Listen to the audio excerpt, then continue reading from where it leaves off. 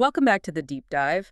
Today we're doing a really focused one, a mission to really get our heads around the Bluestream IP200 UHD-RX. Right. We're not just reading a spec sheet. We want to know how this little box is a game changer for sending 4K video over a normal network. Exactly. I mean, for years, getting 4K over standard C cables was a nightmare. You either had super expensive gear or, really bad latency. We're talking seconds of delay. And that's the promise here, isn't it? They're talking about 4K at 30 hertz UHD output with virtually no delay. Just one frame. It's pretty much latency free. Okay, so one frame, that's spectacular. But how do they do that without just completely flooding a standard 1 gigabit network? I see here they use something called visually lossless compression. That's the key. Visually lossless isn't technically pure, raw, uncompressed video. But I mean, for almost any real-world use case, think a live control room or digital signs, your eyes just can't see the difference. So the trade-off is imperceptible. Completely. And it's so much better than waiting 2 or 3 seconds for the stream to catch up. It's a practical solution. Right. So we've got the latency sorted with smart compression. But what about the actual distance? How does it handle the copper that's already in the walls? Well, that's the other big win. It extends the HDMI signal up to 100 meters. 100 meters. 100 meters, Okay. all over a single CCAT cable on that 1 gig network you probably already have. Wow. So no need for fiber or anything complicated? None.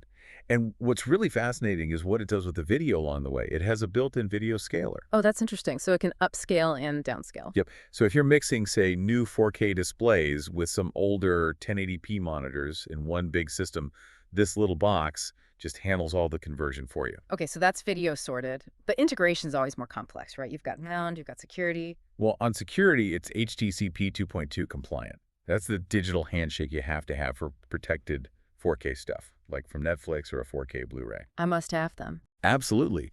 And they didn't cheap out on the audio either. It supports things like Dolby True HD, DTS HD master audio. You're not losing sound quality.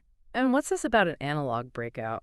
Yeah, there's an analog LR audio breakout, so you can feed the sound into older amplifiers or simpler speaker systems. Super flexible. This is where it gets really interesting for me, though. It moves way beyond just video and audio. It gets into control signals. Oh, yeah. This is where it really shines. You get independent routing of bidirectional IR, RS-232, and this is the big one, KVM.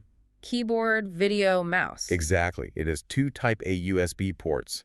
So suddenly your video distributor is also a full remote desktop solution.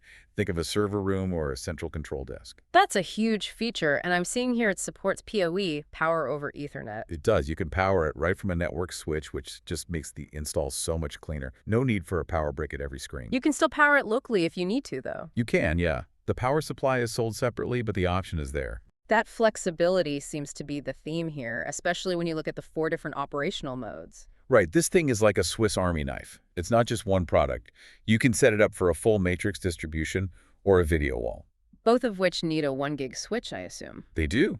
But then you can also scale it way down. It can just be a simple 1-to-1 HDMI extender. Yeah, no switch required for that. No switch needed. Or a 1-to-many extender, also without a switch. Sure.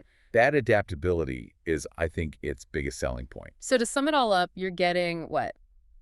High performance with that 1 frame latency, incredible distance, those 4 different modes for versatility, and simple power with PoE. And it comes with a 5-year warranty. It's built to last. And the unit itself is tiny. It ships at what, 0.8 kilograms? Barely anything. So if we zoom out a bit, that KVM functionality combined with all the advanced AV modes, that's what's really significant here. Well, this technology is really starting to blur the line between what we think of as traditional AV distribution and, basic IT infrastructure management. Yeah. It makes you ask a question. Go on. With the convergence of these fields, how is this going to change big installations, commercial or even residential? I mean, Yeah. Are AV installers basically becomes the new IT managers for this kind of infrastructure? Yeah. Something to think about.